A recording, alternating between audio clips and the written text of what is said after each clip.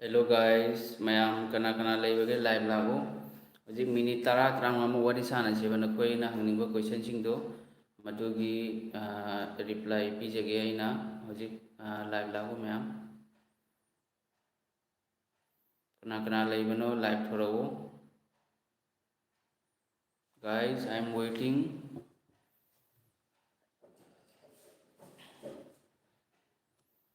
Ma'am live लागो हजिक worry सानसेब नखोइ करी करी क्वेश्चन हंगनिंगबनो अदो हजिक आई रिप्लाई तौजरके करी करी खंगनिंगबा करी हंगनबा लाके सर अतई कदाई चखरगे असीदी वॉइस से प्रॉब्लम नुआइते कहीं होंदे ngasi मोंग अमनि तौरिबो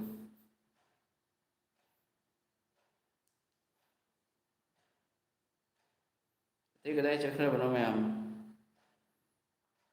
क्लास लोइखरदि सुम लोइरबो यस मी लाएको तैसु लाओ सर आई मैथ्स खरा सोली कमेंट तौनी फरकनी तम तमना खितंग मतम चंगमनि मैथ्स से को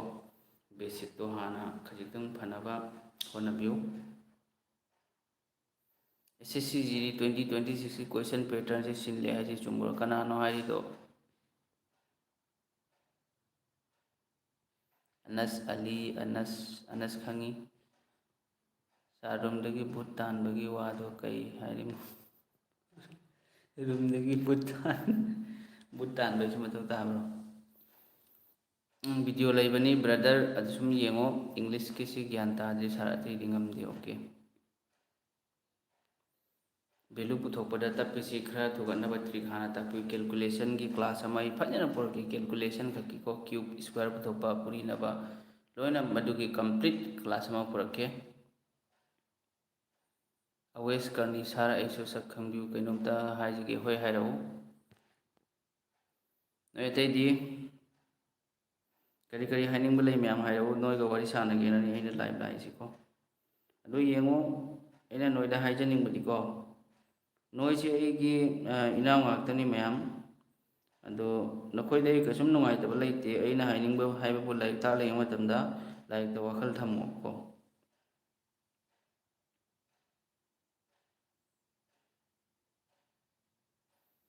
कनादिसु अइ नुंगाइतब लेते sir ngasi se sarna chaningdaba chapo chabrabo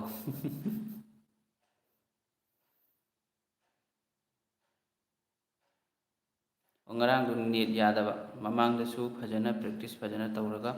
soibadagi rejected chale admit card lakte handakti खनब ngamba होजगे सार बोर अमत पिनबिउ कन्ना होनजगे होय होय नखोय अगी वीडियो येंबा इनाव नुपा अमसुंग नुपी खुदिमक लोय थबक ओइरो मपुना नखोयबु चानबिबु ओइसनु अदुगु होनब कन्ना आई चाक चादरी मैम सिंग सर इंग्लिश करम काना इंग्लिश सु हौरनी मथंग नेक्स्ट वीक तगी मैथ्स खक्तदा क्वेश्चन कयामुक एनालाइसिस तौगनी अदुरी नंग क्याम पाई अदुदगी मैथ्स क्याम ngami दुई मतुंगिनानिको इनाव मैम सिंग मैथ्स का रीजनिंग का अनी फरकदी नंग जीडी से लाई लाइना लानबा याय सर हजे आरआरबी का एसएससी का कई कई खेतनरिगे ओय हाइफेट चप माना आरआरबी का एसएससी का रीजनिंग दे खजी खरा खेतनबा लेबनी अदु रूलदी मसाइना सीरीज की चाक ताखे दु सेम आरआरबी दु दुगुम क्वेश्चन तनी लाकदोर दु खजी खरा सोइननी दुनी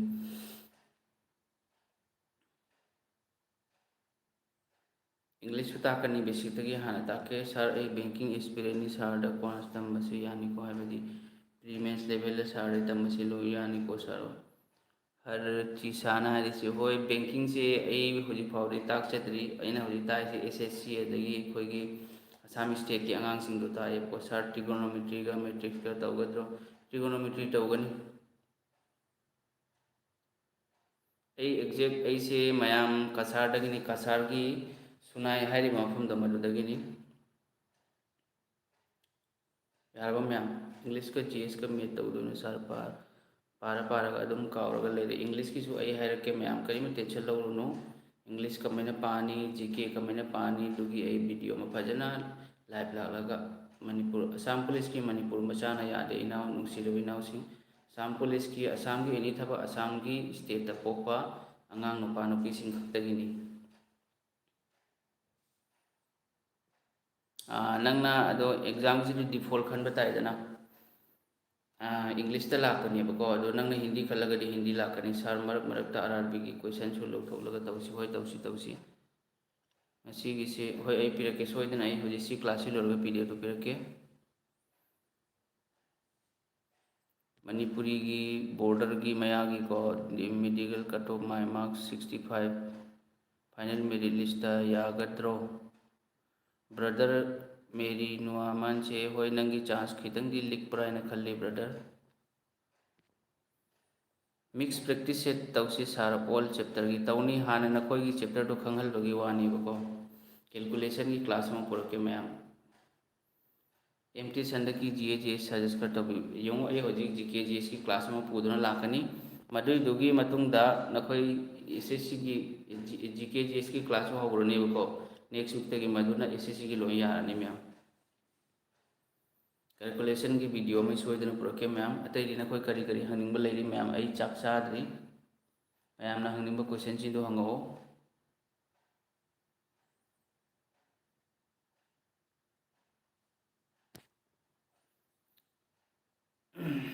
SSC असम पुलिस की करप्शन लेते नाउ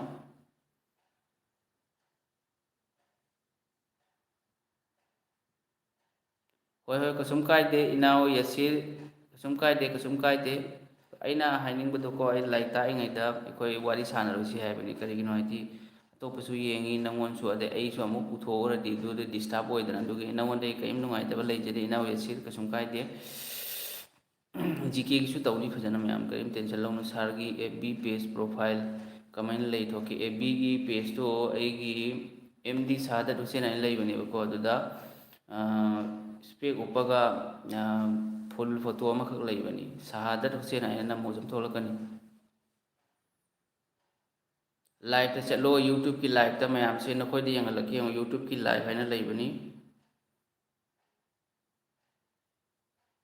यूट्यूब की लाइव है लेत्रो अगी चैनल चलगा मदुद चंगो अगी चैनल चलगा लाइव है ऑप्शन लेबदो यूट्यूब की मदुद लोय यावने रो प्लेलिस्ट सेमलके मैम कल्चरल की मरमदा अदुम हंगी सर पाबा याबा नोट की थरगो सर पेड बेस ताकपीब्रो ऑनलाइन दे होजी होजी ती हंदकी सेशन की ओइनदी मैम की दमक पेड बेस तौदे होजी पेड बेस ताकदबदो मदुई महुतनी फ्रीदा पेड बेस ताकदो मैं होजी ngasai क्वेश्चन जिंग दुरे दना क्वेश्चन टाइप अमता मानदबने पेड बेस ताकदो मैंने मैम की दमक फ्रीदा ताकचरीसे मेथ्स याम हैनिंगी हो हेरकनी असम पुलिस का SSC GD का कना है लुगे असम पुलिस ना हेना ला SSC GD ने हेना लुई नाउ मैम सिंह सार सुमित शोक प्रोवाइड स्पेक्ट सुम ओपन है जीरो पावर की मैम परजुआई बेलूर खंग्रे मासी साउथ की मीनी सर ममांगी फॉर्म थाजनबद फोटो बैकग्राउंड रिजेक्ट लागी फॉर्म से इसाना थाबना फब्रा मी अतोपना थाबना फब्रो यारगदी नसाना फजना खंगगा नोटिफिकेशन फजना पाबीरो तुई मतुंगदा मैम कनो नसाना थाओदुना बेसनी बको मैम अदो मिगोंदा भरोसा मिगोंदा थाजबा हाइरिसे थाजब सुप्तम तमुनो होजिकी मतमना नसागी थबक नसान तौगदबनी मिगोंदा ट्रस्ट तौरुनु आई लोई पिरकनी मैम स्टैटिक GK की वीडियो हाना तौरकनी दुई मतुंगदा फंगनी मैम आइखोको आई खोय होदोंग लाबसे मा चंगते हाइदे थोंगन चले चंगंगी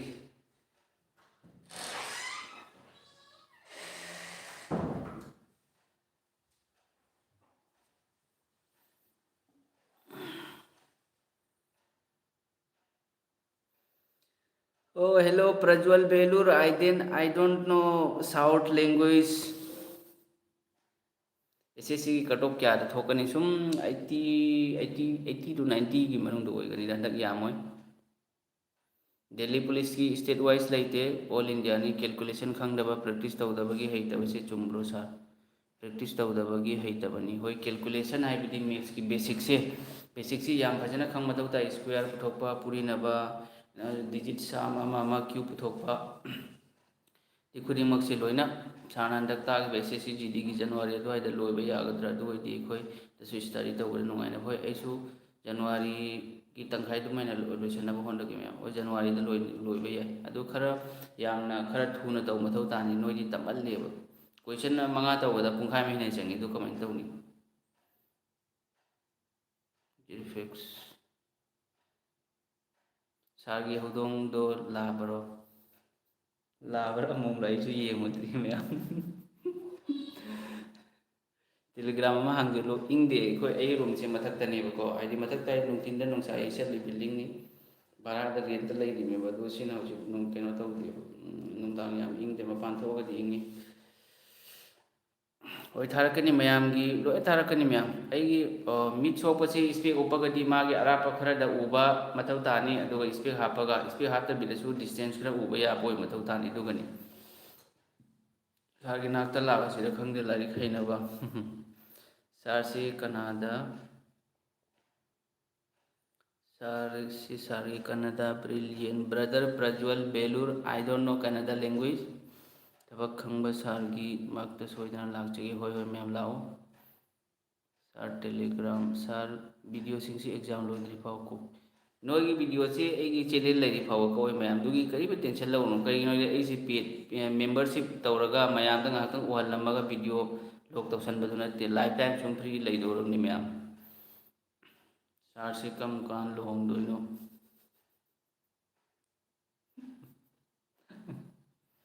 ꯂꯨꯍꯣꯡꯕꯁꯤ ꯈꯪꯗ꯭ꯔꯤ ꯀꯨꯏꯔꯔꯣꯏ ꯂꯨꯍꯣꯡꯕꯗꯤ ꯃꯤꯠ ꯁꯣꯛꯄꯗ ꯁꯥꯔ ꯑꯦꯁ ꯑꯦꯁ ꯁꯤꯒꯤ ꯁꯥꯔ ꯑꯦꯁ ꯑꯦꯁ ꯁꯤ ꯖꯤ ꯗꯤꯒꯤ ꯑꯦꯛꯖꯥꯝ ꯌꯧꯗ꯭ꯔꯤꯀꯥꯟꯗ ꯑꯣꯜ ꯀꯣꯔꯁ ꯂꯣꯏꯅꯃꯛ ꯇꯧꯕꯤꯌꯨ ꯁꯥꯔꯒꯤ ꯇꯧꯕꯤꯃꯜ ꯍꯣꯏ ꯑꯩ ꯍꯣꯠꯅꯒꯦ ꯀꯔꯤꯒꯤꯅꯣꯗꯤ ꯈꯔ ꯀꯨꯏꯅ ꯇꯧ ꯃꯊꯧ ꯇꯥꯅꯦꯕꯀꯣ ꯑꯗꯣ ꯃꯦꯠꯁ ꯇꯧꯕ ꯃꯇꯝꯗ ꯅꯣꯏ ꯌꯥꯝ ꯇꯞꯄꯦꯕ ꯃꯌꯥꯝ ꯒ꯭ꯌꯥꯟ ꯇꯥꯕ꯭ꯔꯥ ꯑꯗꯨ ꯇꯦꯂꯤꯒ꯭ꯔꯥꯝꯗ ꯌꯦꯡꯒꯦ ꯉꯥꯏꯈꯣ ꯑꯩ ꯃꯤ ꯈꯔ ꯂꯧꯊꯣꯛꯄ ꯃꯊꯧ ꯇꯥꯗꯣꯔꯤ ꯑꯗꯣ ꯇꯦꯂꯤꯒ꯭ꯔꯥꯝ ꯌꯨꯖ ꯇꯧꯗ꯭ꯔꯒꯗꯤ ꯇꯦꯂꯤꯒ꯭ꯔꯥꯝ ꯑꯃ ꯌꯨꯖ ꯇꯧꯕꯤꯌꯨ ꯋꯥꯠꯆꯞꯁꯤ ꯑꯩ ꯋꯥꯠꯆꯞ ꯄꯥꯏꯖꯗꯦꯕ ꯃꯌꯥꯝ ꯑꯣ ꯁꯨꯃꯥꯏꯅ ꯇꯧꯔꯁꯤ ꯉꯥꯏꯈꯣ ꯃꯌꯥꯝ ꯑꯗꯨꯒꯤꯁꯨ ꯂꯝꯕꯤ ꯂꯩ ꯋꯥꯠꯆꯞꯀꯤ ꯑꯩ ꯆꯦꯅꯦꯜ ꯂꯩ ꯑꯩ ꯇꯦꯂꯤꯒ꯭ꯔꯥꯝꯗ ꯂꯤꯡ ꯊꯥꯔꯛꯀꯦ ꯑꯗꯨꯒꯤ ꯃꯇꯨꯡꯗ ꯃꯥ ꯀꯌꯥꯝ ꯍꯦꯛ ꯇꯧꯕꯅꯣ ꯌꯦꯡꯁꯦꯕꯀꯣ ꯋꯥꯆꯞꯀꯤ ꯑꯩꯒꯤ ꯆꯦꯅꯦꯜ ꯂꯩ ꯑꯗꯨ ꯃꯗꯨꯒꯤ ꯆꯦꯅꯦꯜꯗꯣ ꯅꯈꯣꯏꯒꯤ ꯇꯦꯂꯤꯒ꯭ꯔꯥꯝ ꯂꯤꯡꯗ ꯑꯩ ꯊꯥꯖꯤꯜꯂꯛꯑꯒꯦ ꯑꯗꯨꯑꯣꯏꯗꯤ ꯇꯦꯂꯤꯒ꯭ꯔꯥꯝꯗ ꯋꯥꯊꯤ ꯋꯥꯔꯦꯝ ꯂꯣꯟꯕ ꯋꯥꯠꯁꯑꯞ ꯐꯪꯉꯔꯣꯏꯗꯅ ꯁꯥꯔ ꯉꯁꯤꯒꯤ ꯀ꯭ꯂꯥꯁ ꯂꯣꯏꯔꯦ ꯉꯁꯤ ꯀ꯭ꯂꯥꯁ ꯑꯃꯇꯅꯤ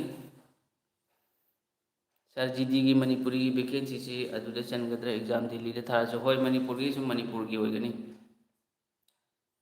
ꯃꯅꯤꯄꯨꯔ ꯅꯪ ꯖꯦꯁꯥ ꯏꯟꯗꯤꯌꯥꯒꯤ ꯑꯦꯅꯤ ꯏꯁꯇꯦꯠꯇ ꯊꯥꯔꯁꯨ ꯃꯅꯤꯄꯨꯔꯒꯤ ꯚꯦꯀꯦꯟꯁꯤꯗꯨꯗꯅꯤ ꯅꯪꯅ ꯐꯪꯗꯣꯔꯤꯗꯣ ꯑꯦꯁ ꯑꯦꯁ ꯁꯤ ꯖꯤ ꯗꯤꯒꯤ ꯃꯣꯛ ꯇꯦꯁꯁꯦ ꯑꯩꯈꯣꯏꯒꯤ ꯍꯧꯖꯤꯛ ꯍꯧꯖꯤꯛꯇꯤ ꯏꯟꯗꯤꯌꯥꯗ ꯈ꯭ꯋꯥꯏꯗꯒꯤ ꯐꯕꯁꯦ ꯇꯦꯛꯁ ꯕꯨꯛ ꯍꯥꯏꯅ ꯂꯩꯕꯅꯦꯕꯀꯣ ꯃꯗꯨꯏꯗꯨ ꯖꯣꯏꯟ ꯇꯧꯁꯜꯂꯨ ꯃꯌꯥꯝ ꯒ꯭ꯌꯥꯟ ꯇꯥꯔꯕ ꯅꯖꯤꯔ ꯐꯦꯛꯁ ꯀꯤꯄꯤꯗꯕ꯭ꯔꯣ ꯋꯥꯟ ꯃꯤꯅꯔꯃꯤ ꯅꯧꯆꯥ ꯍꯦꯜꯂꯣ ꯅꯧꯆꯥ ꯅꯨꯡꯉꯥꯏꯔꯤꯕ꯭ꯔꯣ ꯅꯪ ꯁꯥꯔ ꯀ꯭ꯂꯥꯁ ꯁꯨꯄꯔ ꯑꯥꯒꯤ ꯏꯔꯨꯇꯤ ꯃꯤꯠ ꯁꯣꯛꯄꯁꯦ ꯁꯥꯔ ꯑꯦꯁ ꯑꯦꯁ ꯁꯤ ꯖꯤ ꯗꯤꯒꯤ ꯀꯃꯥꯏꯅ ꯇꯧꯕꯅꯣ -1 2 ꯁꯣꯛꯄꯁꯤꯡꯁꯦ ꯑꯗꯣ ꯕ꯭ꯔꯗꯔ ꯀꯟꯗꯤꯁꯟ ꯂꯩꯕꯅꯤ ꯃꯗꯨꯒꯤ ꯀꯟꯗꯤꯁꯟꯗꯨ ꯅꯪ ꯑꯦꯗꯚꯔꯇꯥꯏꯖꯇ ꯌꯦꯡꯉꯨꯗꯅ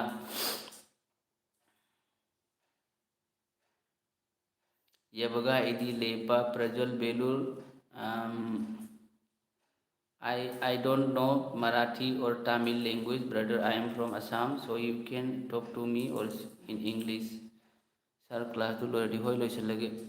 Lakhipur ka kyam lapnage? Yam lapte Lakhipur ka sum kilometer. Oi sum tara trang mamuk lapkani.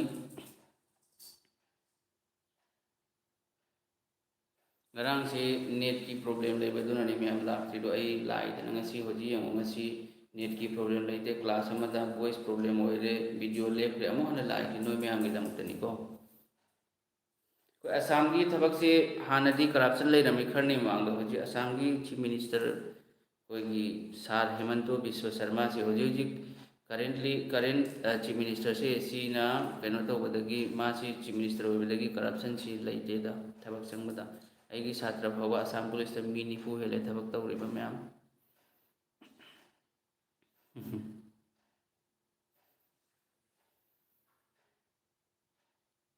ꯍꯣꯏ ꯂꯣꯏꯅꯕ ꯇꯧꯔꯁꯤ ꯃꯌꯥꯝ ꯂꯣꯏꯁꯤꯜꯂꯁꯤ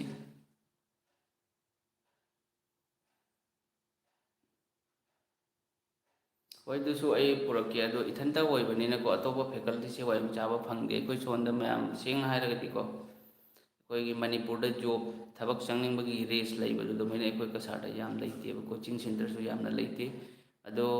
ꯑꯩꯈꯣꯏꯅ ꯈꯜꯂꯝꯕ ꯌꯥꯏ ꯑꯩ ꯀꯣꯆꯤꯡ ꯁꯦꯟꯇꯔꯁꯤꯁꯨ ꯃꯤ ꯌꯥꯝꯅ ꯇꯥꯛꯄ ꯅꯠꯇꯦꯕ ꯕꯦꯆ ꯑꯃꯗ ꯃꯦꯛꯁꯤꯃꯝ ꯃꯤ 10 15 30 ꯑꯗꯨꯅꯦꯕ ꯑꯗꯒꯤ ꯕꯦꯆ ꯃꯌꯥꯝꯁꯨ ꯇꯥꯛꯄ ꯅꯠꯇꯦ ꯕꯦꯆ ꯑꯃ ꯑꯅꯤꯈꯛ ꯇꯥꯛꯏ ꯑꯗꯨ ꯈꯛꯇꯅꯤ ꯃꯌꯥꯝ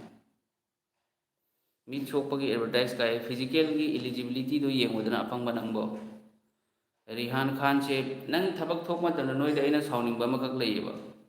ꯊꯕꯛ ꯊꯣꯛꯄ ꯇꯥꯔꯒꯗꯤ ꯍꯥꯏꯠ ꯀꯌꯥꯅꯣ ꯂꯥꯁ ꯗꯦꯠ ꯀꯌꯥꯅꯣ ꯑꯃ ꯃꯌꯥꯝ ꯍꯪꯉꯛꯏ ꯅꯪꯒꯤ ꯅꯪꯅ ꯊꯥꯔꯤꯕ ꯊꯥꯒꯗꯧꯔꯤꯕ ꯊꯕꯛ ꯑꯗꯨꯒꯤ ꯑꯦꯗꯚꯔꯇꯥꯏꯁꯇꯣ ꯐꯨꯜ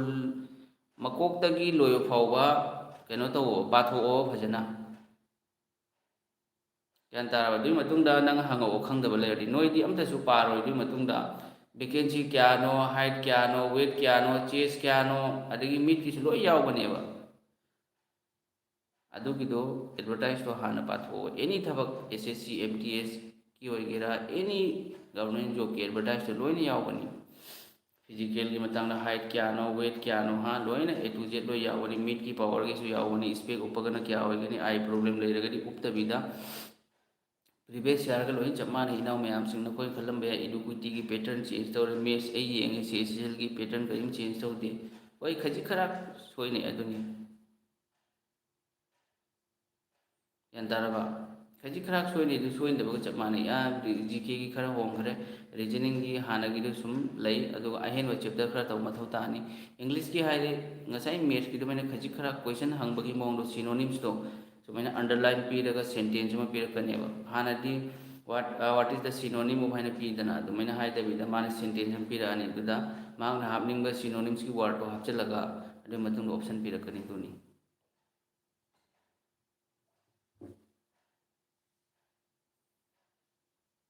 ꯃꯌꯥꯝꯗꯨꯗꯤ ꯐꯔꯦ ꯂꯣꯏꯁꯟꯅꯕ ꯇꯧꯔꯒꯦ ꯂꯥꯏꯐꯁꯦ ꯃꯌꯥꯝ ꯒꯨꯗ ꯅꯥꯏꯠ ꯇꯧꯔꯁꯤꯀꯣ ꯁꯤ ꯂꯣꯏꯁꯤꯜꯂꯒꯦ ꯃꯌꯥꯝ ꯒꯨꯗ ꯅꯥꯏꯠ ꯇꯧꯔꯁꯤ ꯃꯌꯥꯝ ꯑꯗꯣ ꯃꯌꯥꯝ ꯑꯩ ꯍꯧꯖꯤꯛ ꯁꯤꯒꯤ ꯇꯧꯈꯤꯕ ꯀꯣꯏꯁꯟꯁꯤꯡꯁꯦ ꯑꯩ ꯍꯧꯖꯤꯛ PDF ꯅꯈꯣꯏꯗ ꯄꯤꯔꯛꯀꯦ ꯅꯈꯣꯏ ꯑꯇꯣꯞꯄ ꯀꯣꯏꯁꯟ ꯈꯔꯁꯨ ꯌꯥꯎꯔꯤ ꯀꯣꯏꯁꯟ 50ꯅꯦꯕ ꯃꯗꯨꯏꯗꯣ ꯄ꯭ꯔꯦꯛꯇꯤꯁ ꯇꯧꯊꯣꯛꯑꯣ ꯍꯟꯗꯛꯀꯤ ꯀꯣꯏꯁꯟ ꯐꯣꯔꯃꯦꯠꯁꯤ ꯍꯣꯡꯒꯅꯤ ꯍꯥꯏꯌꯦ ꯀꯅꯥꯅ ꯍꯥꯏꯕꯅꯣ ꯕ꯭ꯔꯗꯔ ꯔꯥꯖꯤꯞ ꯈꯨꯟꯗ꯭ꯔꯥꯄꯝ CHSLꯒꯤ ꯀꯣꯏꯁꯟ ꯌꯦꯡꯉꯒꯅꯤ ꯑꯩꯅ ꯍꯥꯏꯔꯛꯏꯁꯤ ꯌꯥꯝ ꯍꯣꯡꯗꯦꯕ ꯃꯦꯠꯁꯀꯤ ꯍꯣꯡꯗꯕꯒ ꯆꯞ ꯃꯥꯟꯅꯩ ꯁꯥꯔ ꯂꯣꯏꯁꯤꯜꯂꯣ ꯐꯔꯦ ꯐꯔꯦ ꯃꯌꯥꯝ ꯂꯣꯏꯁꯤꯜꯂꯁꯤꯀꯣ ꯃꯌꯥꯝ ꯑꯩ ꯂꯣꯏꯁꯤꯜꯂꯒꯦ ꯒꯨꯗ ꯅꯥꯏꯠ ꯇꯧꯔꯁꯤ ꯍꯌꯦꯡ ꯑꯃꯨꯛ ꯎꯅꯔꯁꯤ ꯃꯄꯨꯅ ꯅꯈꯣꯏ ꯈꯨꯗꯤꯡꯃꯛꯄꯨ ꯅꯈꯣꯏꯅ ꯇꯧꯔꯨꯕ ꯊꯕꯛ ꯈꯨꯗꯤꯡꯃꯛꯇ ꯃꯥꯏ ꯄꯥꯛꯍꯟꯕꯤꯕ ꯑꯣꯏꯁꯅꯨ ꯑꯗꯨꯒ ꯍꯣꯠꯅꯕ ꯂꯦꯞꯀꯅꯨ ꯍꯣꯠꯅꯕꯕꯨ ꯂꯦꯞꯇ꯭ꯔꯒꯗꯤ ꯅꯈꯣꯏ ꯁꯣꯏꯗꯅ ꯃꯥꯏ ꯄꯥꯛꯀꯅꯤ ꯃꯌꯥꯝ ꯌꯥꯔꯦ ꯒꯨꯗ ꯅꯥꯏꯠ ꯋꯥꯂꯩꯀꯨꯝ ꯑꯁꯂꯥꯝ ꯐꯔꯦ ꯑꯗꯨꯗꯤ ꯃꯌꯥꯝ ꯀꯣ ꯒꯨꯗ ꯅꯥꯏꯠ ꯑꯩ ꯆꯠꯂꯦ